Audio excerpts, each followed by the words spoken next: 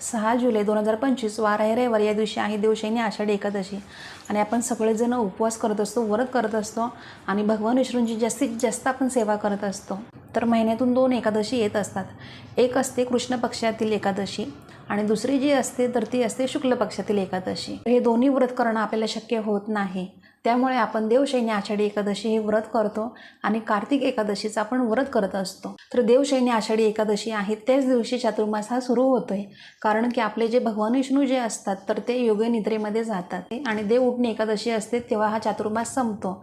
त्यावेळेस आपले भगवान विष्णू जे आहेत तर ते योगनिद्रेतून जागे होतात। तर एकादशी व्रत आपण ज्यावेळेस करतो तर त्यावेळेस आपल्याला असे काही नियम असतात तर ते पाळायचे असतात। तर तुम्ही हा जो नियम एक जर पाळला तरच तुम्हाला एकादशी व्रताचं पूर्ण फळ हे मिळणार आहे। तर असे नियम कोणते आहेत तर या संदर्भात तुम्हाला अजून माहिती जाणून घ्यायची असेल तर या व्हिडिओची संपूर्ण माहिती आहे आपल्या यूट्यूब चॅनलवर। स्वामी सेवा समिती यूट्यूब चॅनल आहे, तिथं जाऊन तुम्ही संपूर्ण व्हिडिओ पहा। धन्यवाद। श्री स्वामी समर्थ।